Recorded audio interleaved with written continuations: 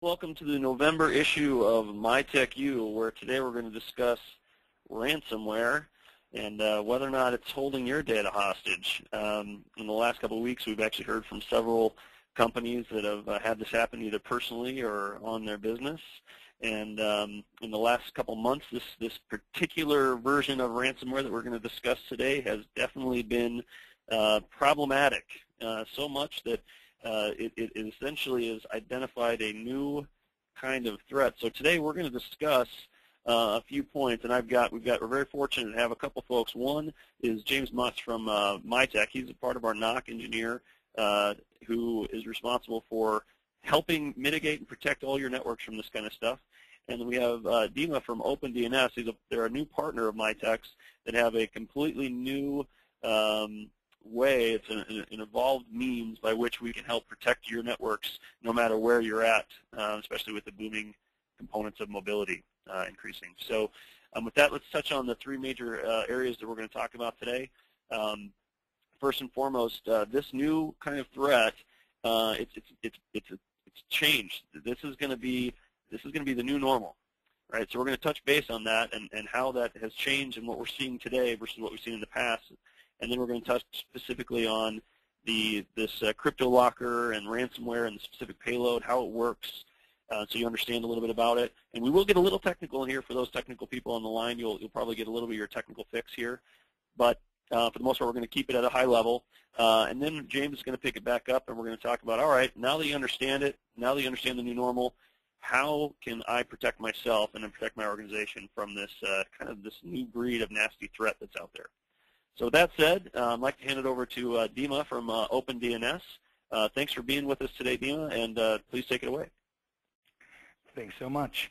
So once again, my name is Dima Kumitz, Product Manager for OpenDNS. And being in security, we've really seen this really huge shift in both velocity and pace of the evolving threat landscape. Years ago, it was all about viruses, but in the last couple of years, we've seen a big shift to malware, and the big reason is profit motive and liquidity. So if you think about criminal organizations and hacker organizations, before it was all about notoriety, it was how much damage have I caused and am I the baddest hacker type in the world? Now with Bitcoin providing anonymous money transfer, these other systems, web money and perfect money, allowing for easy transmission of money between the bad actors on the internet, and MoneyPack, that innocuous prepaid debit card that makes it easy to transfer money to extract money from people, means that now malware is a way to make money for criminals as opposed to a virus which just causes damage. It's also created this new industry of cybercrime as a service. Because you can now pass money along between the different bad actors on the internet, you have specialists. You have the security penetration guy who finds something, sells that information to somebody who figures out how to spread it around, which then passes it along to the next person who figures out and uses it for getting money out of people, money launderers, so on. And Silk Road was a marketplace that came on and died recently. Silk Road 2 is back up. There are many of these marketplaces and sort of underground internet exchanges where these decentralized organizations conduct cybercrime as a service and as a business. And what this really means is we've... Sorry to interject real quick, but I think one of the major things that people have seen, what this transition has meant as far as visibility, is that it used to be about, and you knew when you got attacked. Right, as far as a lot of these things, but the new normal has been, I mean, other than ransomware where it makes it pretty obvious, but a lot of this stuff can happen behind the scenes, and they try and fly under the radar for the most part undetected. That's an excellent point. Absolutely, absolutely.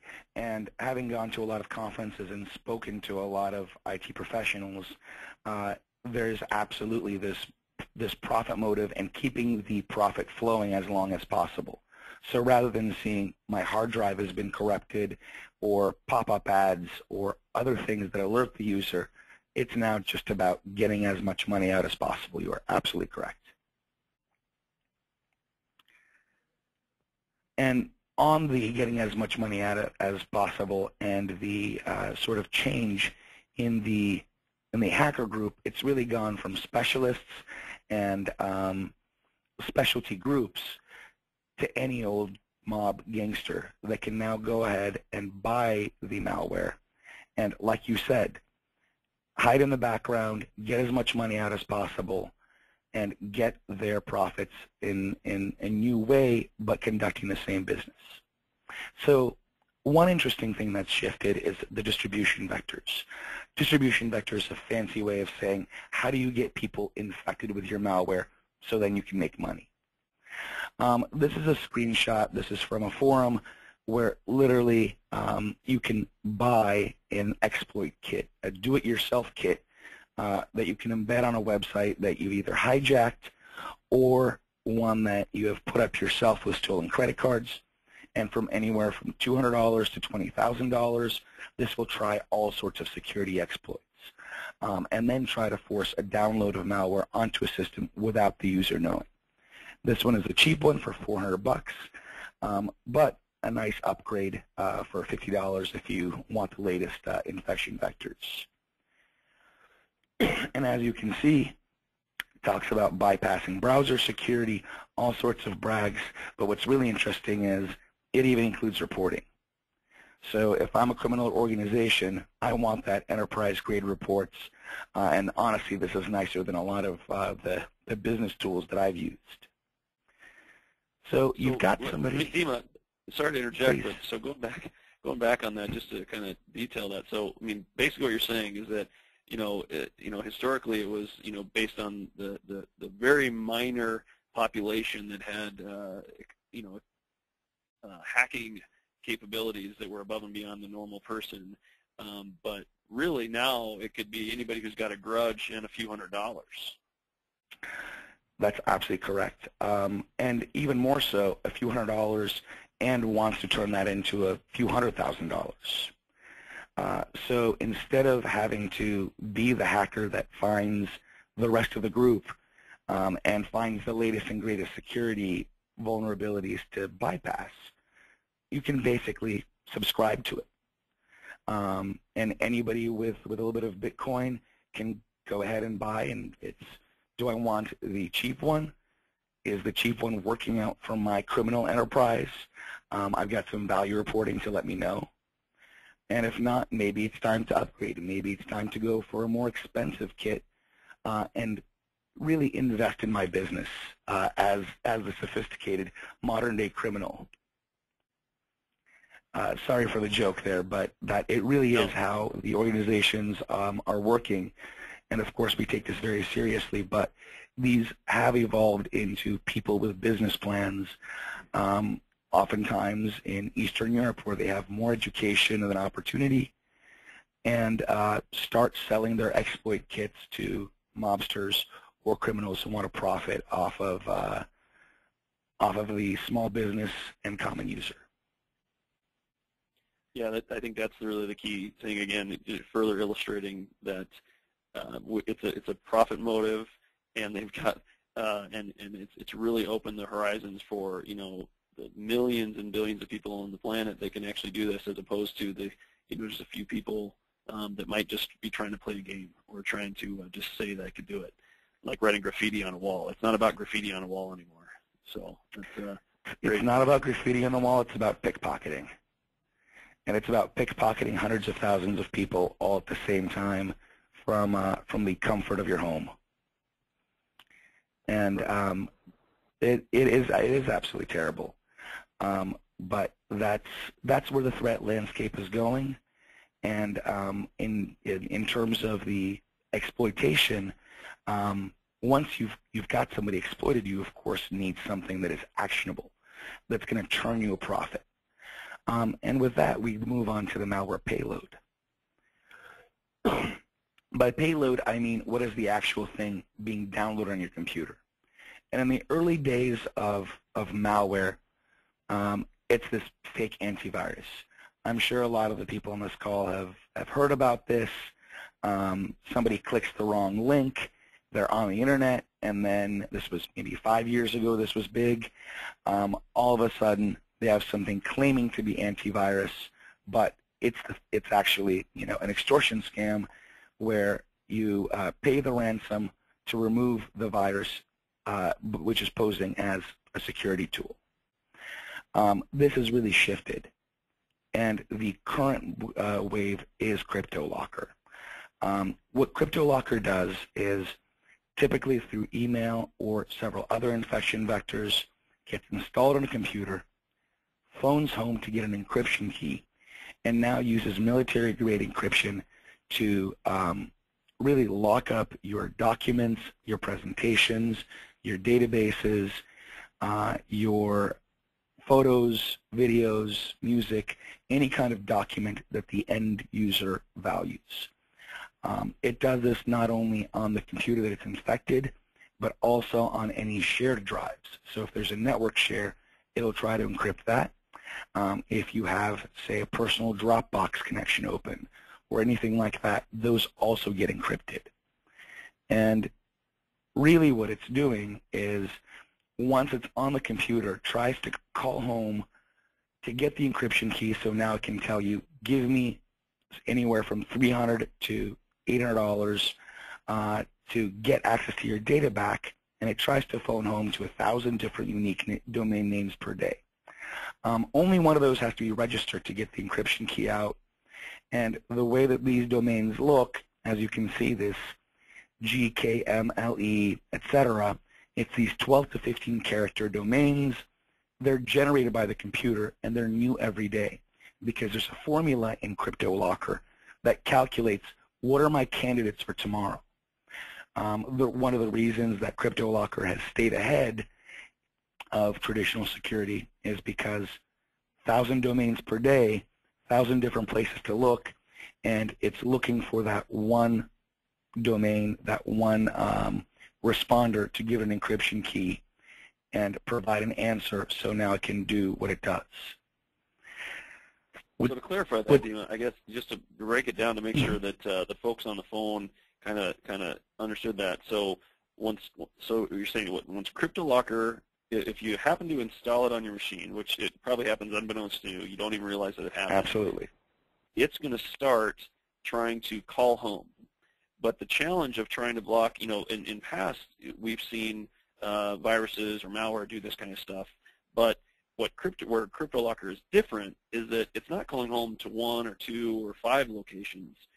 It's calling it's figured out a way to randomize it so that it's literally every single day there's 1,000 new options for them to call home. Is that what I understand?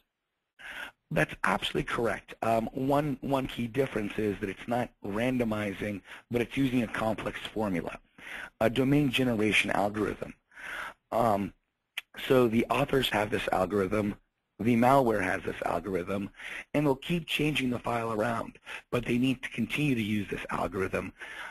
So then they go, okay, on November 20th, we're going to register or find a way to put our service on this second domain. CryptoLocker will try to phone to 1,000 domains and 1,000 plus, but as long as that one is active, it's able to get the encryption key and now is able to try to get money from you, whereas other malware would phone home to very limited sets of domains and would really be limited and much easier to block. Gotcha. Thank you. So it is a unique path. We're seeing it more and more in other malware, but this one is the big one that's out there in the wild right now. And there's always the question that I get from people, well, why don't they just take over that domain? Because as you can see, the domain stays on for 24 hours and then it gets thrown away. And it hops around the internet. So on any given day, you might see the domain name being used to move around to different computers. So maybe the bad actors have taken over a computer in the U.S., one in the U.K., one in Malaysia.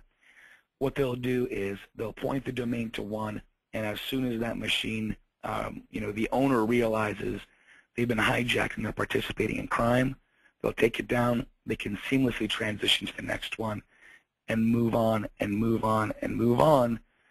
And because they're being paid for this, because there's a profit motive, there's basically a knock for CryptoLocker, a network operations center, much in the same way that enterprises and service providers maintain their customers' data and their data center servers. All of this is fueling just insane volume. OpenDNS is used by a very large portion of the people on the internet, and we're seeing upwards of 450 million DNS queries per day. That's unique queries. That's computers trying to phone home, and this threat is being compounded because the profit motive is there. The dollars that people are willing to spend to get their data back is increasing, and the criminals are able to take on more and more and more, and they're getting more sophisticated. So if you think back, we were talking about how CryptoLocker is generating these domain names, and there's, the malware itself that's using a complex formula, and the actual server and the data center, if you will, of the criminals. So one way that we detect and notice these CryptoLocker domains is basically figure out, is the domain name human-generated or computer-generated? Among the world's languages, there's a set frequency in terms of certain letters being together. We can detect whether it's human language by training artificial intelligence learning machines. And basically, we leverage this by taking big data intelligence and saying, okay, this KSO0VM domain, no human would ever register that. That's not part of a language. That's not part of an abbreviation. And by being able to look at it, we can predict that CryptoLocker is going to land here and block it proactively rather than reactively once it's already been talking. Another method that we use, and pardon me while I switch to a visualization here, is co-occurrence. So this is a visualization of CryptoLocker domains in one day. And as you can see, there's this sort of larger universe of CryptoLocker domains. Steven, what I'm seeing is that it started blowing out and then it went blank. I'm seeing a blank screen at the moment. Oh, my apologies. Let's see if it catches up, but let me talk through what's going on here. Really, if we visualize the CryptoLocker traffic streams, there's lots of domains on any given day that might be attempted. But what we can see is, are you seeing anything on the screen right now? No, I'm not seeing anything yet. I know it worked when we tested this yesterday, but it's not working today. Oh, the problems of 3D visualizations over a screen share. Okay, let me get out of this and let me just talk through it real quick. So because we're looking at, pardon me, I'm going to restart sharing in just 1 second. Having a little bit of a technical difficulty here. Yeah, while you're doing that, Demon, I can touch base. So that 3D visualization, it was interesting, and Demon will kind of talk through it a little bit here, is that one of the things that, because when the CryptoLocker calls home, it's trying to make multiple, either simultaneous or near simultaneous outbound connections.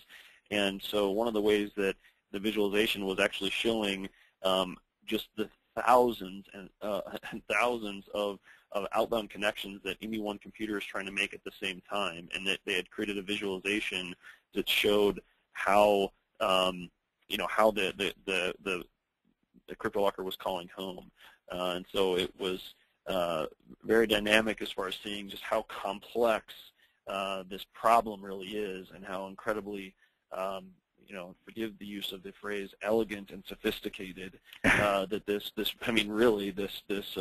malware really is, and why it's so prevalent today and why there's so many problems. But which the scariest part about that is what James was articulating to me when this first came about. Here you go. You're seeing it here. But the scary part is the fact that now that this type of malware has existed and worked, it's just going to create the model for other people to follow. So that again creates some scary, scary future as far as that goes, which is why we need to be aware of this. So it looks like PowerPoint's having a problem. Maybe, if that doesn't work, I can hand the token over to James. James, why don't I do that? And that would be great. Thank you. And that way we can bring it up where Dima left off, and then Dima, you can finish. Sure. Thank you. Go from there, and James can kind of direct it. So there we go. Do we have it up there? So sorry about that brief interruption, but we're moving this along. So I don't know, Dima, if that helped tee it up a little bit for you as far as what that visualization was. But absolutely. Can you elaborate on that if I made any mistakes as far as I was describing that? You know what? You described it perfectly. And really what we can see is our researchers are calling this the ripple effect. So if we know where one pebble lands, we can see the ripples coming out of it. So if one domain that is part of this crypto locker chain is being accessed, and then the computers are going someplace that we have not seen before or after, but it's tightly correlated, what we can do is we can essentially do guilt by association. By finding that next part of the chain, we can say, okay, we are now going to add it into that data set and then do additional verifications in about 5 seconds and say, great, now we don't need to, we're going to prevent access to that domain because it's clearly part of the crypto locker or another form of malware's data chain. I hope that makes sense to everyone on the call, and I'll just take this moment as we're, is that if you do have any questions, or because I know we are getting a little technical in some of these explanations, by all means, please type a comment and raise a question if you want some further clarification. So, but sorry, thanks, Dima. No problem. Thank you very much. I can hand the control back to you there. Yeah, if I can actually just drive keyboard from your computer. There you go.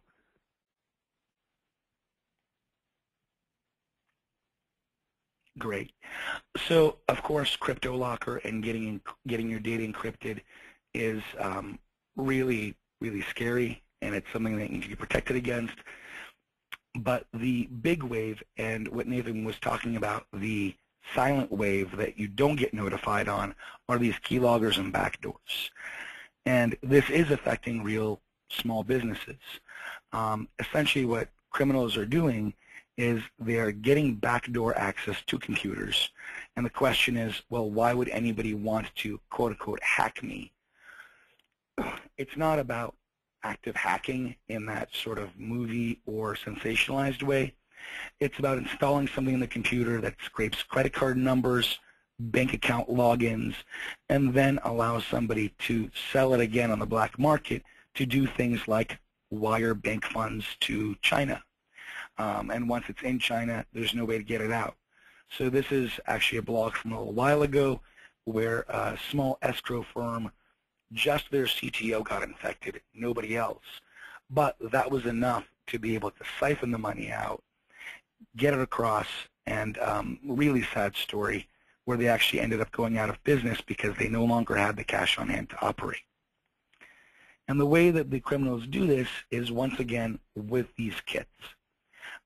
It's not the mastermind that's trying to actively hack a small business because they're such a big threat, but rather than trying to rob the bank vault, let's just take some money from a whole lot of people. This is a screenshot of SpyEye. It's a real Trojan backdoor, and as you can see, once it's installed on the computer, what it'll do is it'll look for credit card credentials, even has a little affinity for Bank of America. There's an updated version that also goes after other large institutions. And the modern sophisticated criminal, if you will, doesn't really want junk credit card data. They can even checkbox these two options here to say, I only want the full credit card and with a billing address. And these, once again, can be resold for Bitcoin for somebody else to extract the cash and keep it going as long as possible. Of course, if they do find there's a lot going on a on a infected person's computer, they can go further. They can actually start taking screenshots, look at what's going on in the business, and find new ways to monetize this. And the reason that this is so scary is, like you alluded to earlier, it's not about notifying the victim, hey, we're putting pop-ups up, or we've encrypted your data, or we've destroyed your computer. It's about getting as much cash out as possible and keeping that going, so by the time the theft is noticed, it's too late and it's already been maximized. So all of this put together is really painting a picture, and this is some data from a couple of studies where rather than breaking down the bank vault, it's easier to rob lots of people in a mass scale. Attacks are being increasingly targeted towards small and medium businesses and their mid-market businesses as well. And this is largely because on their own, they don't have the security policies in place and aren't actively maintaining it and putting additional layers on, which makes them 15 times more likely to be compromised. And this is really where Mytech and service providers come in, where they are the specialists that can provide managed enterprise-grade security to small businesses and act as the advisor for SMBs to keep them safe from things like crypto locker and even more so Trojans, backdoors, and these credit card grabbers that can cause real serious financial effects. So, Dima, on that point, as you go through it, I guess the study I think indicates is that most, there's the I'm a small business, I fly under the radar kind of mentality, which I think historically that probably has been pretty true. When big businesses are the ones, and the large businesses really had the money to steal, they had the information to steal. But what hackers and these kits are realizing is that the larger companies also have a lot tighter security, so they're not trying to target those as much. They're going after the easier targets, which are those that don't have the security policies and don't have as tight of security on management and things like that. So I appreciate you showing that slide, because that's definitely what we've been seeing more and more in the news. And absolutely, I think that's a good point of what's seeing in the news. In the past, it's been these massive security breaches of large organizations that have been in the news and have really captured people's attention. But nowadays, it's about, why would I want to go after one huge business when I can, sit back and get the data or get the money from thousands of small businesses? It's actually less effort to do that today than it is to go after an organization that has a 300-person network security team with pagers around the clock. Yeah, great point. So it sounds like, James, you're up. Let's see if we can, thanks, Dima, for taking us through kind of what the changing threat looks like, and what specifically the malware payload is for CryptoLocker and some of those keyloggers and the backdoors, the Trojans that you mentioned. But James is up to talk about, here are some of the things that we at Mytech do to protect ourselves and our customers, but as well as the things that you can extrapolate to things you should be doing to protect your own organizations and yourself. So James, take it away and talk about, now that we know what the offense is doing, what do we need to do for defense? Well, I mean, and it can be a little scary hearing all that. Like, I work and live in this world, and you just going through that, you have to kind of step back and be like, wow, what can we effectively do? And how are we supposed to compete with, criminals across the world that are always waiting to get in? And there's some good news about this.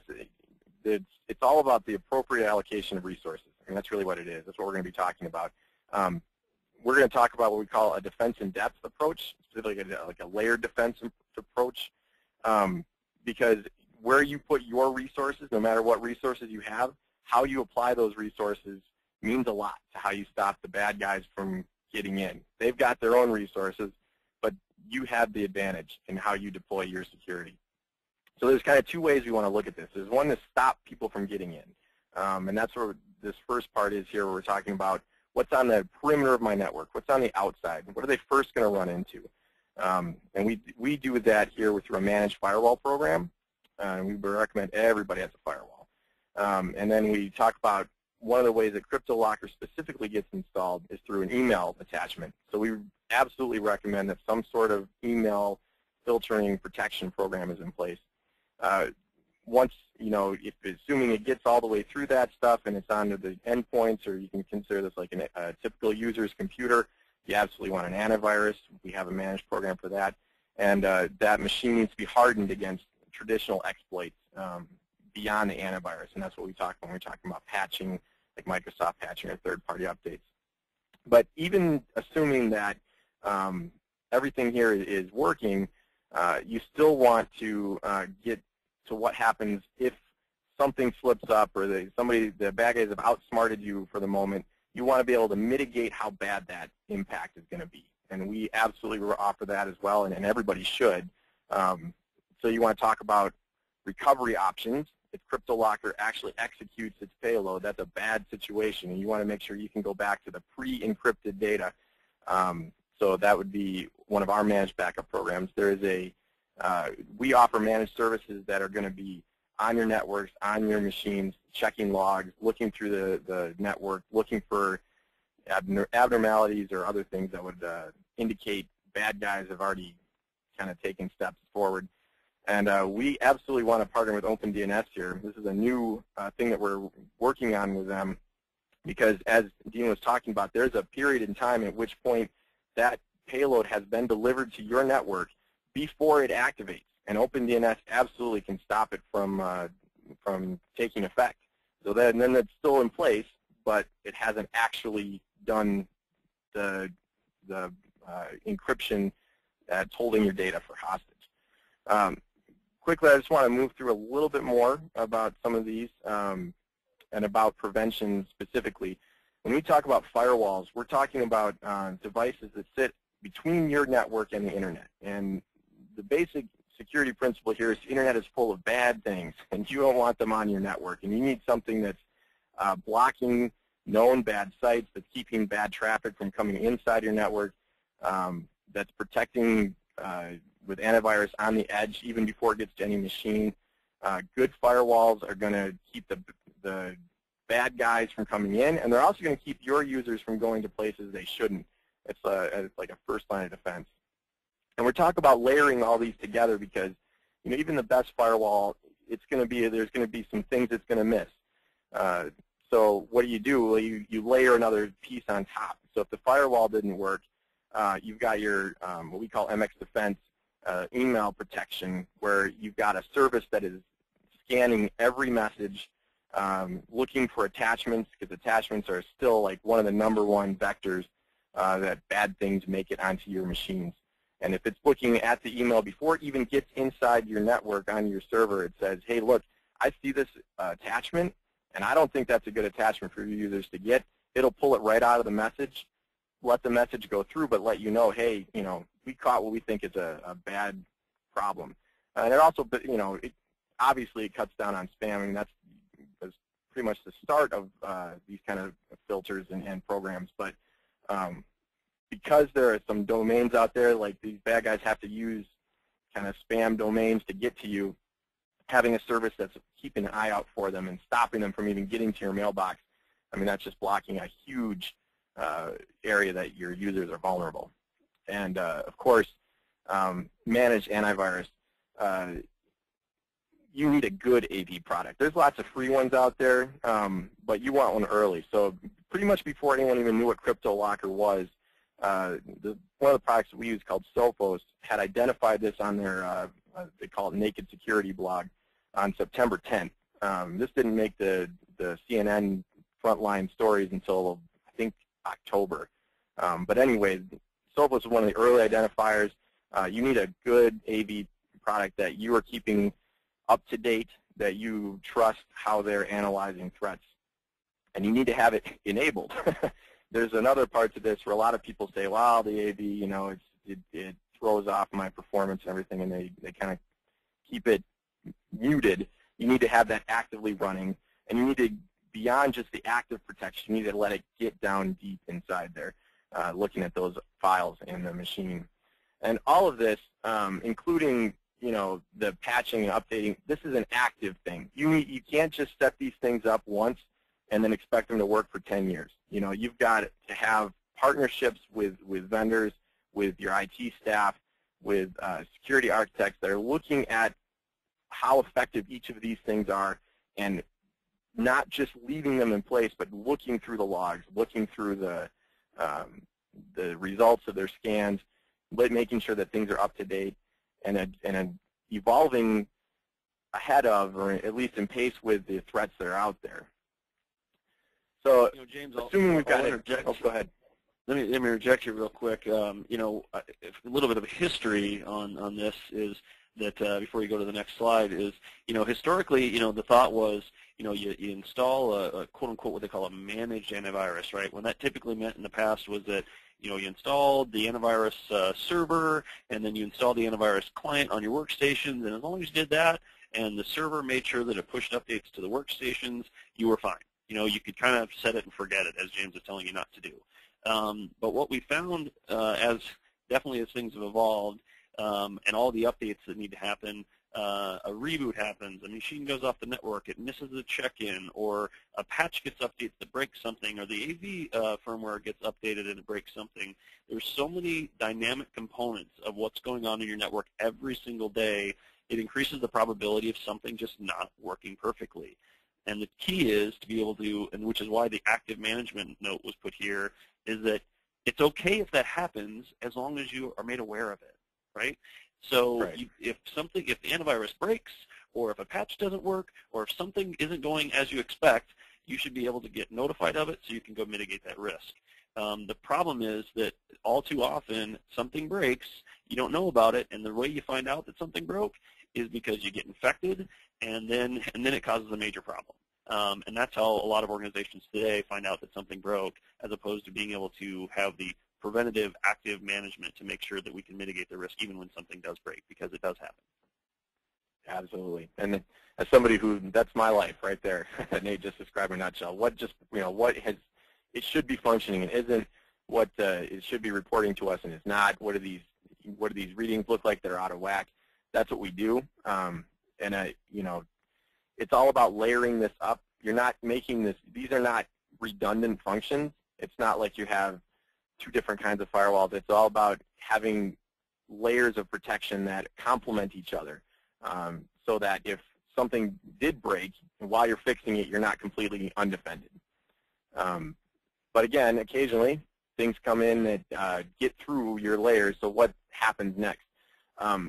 This is a really important thing to me because, you know, in any security situation, whether it's ransomware and the other payloads that Dino was talking about, at some point, security is going to slip up somewhere, and you need to be able to recover from that situation without shutting your doors, like you demonstrated at one company. So the main thing that we recommend, we live and breathe backups here, and it has to be the right kind of backup. The ransomware that we're talking about, if it finds your backup files, it's going to encrypt those too. So you don't want a backup that is available to the virus or the Trojan here that's going to, you know, run through and pick off your backup files. You'll be in just the same shape as you were before. You need a versioned system so you can go back only as far as the encryption date, and you need it isolated from everything else in your network.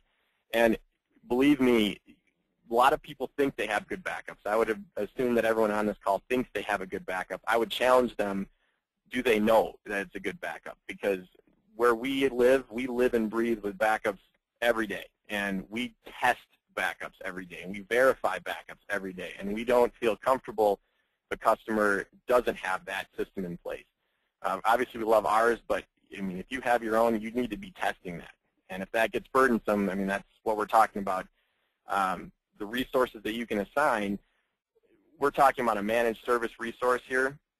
That's basically like our NOC and help desk, but somebody who's looking through all this stuff, who's checking for unauthorized behavior, who's looking into the logs, looking into the defenses that you've put up to protect you from getting infected in the first place, not firing and forget, and is also helping your users understand it. I mean, end users can be a giant hole in the security conversation, because if they don't understand why there's protections in place, they will actively work against you to get infected. They will, buy proxy through their firewall, or they'll go download bad attachments or browse on unsafe sites, or whatever there could be.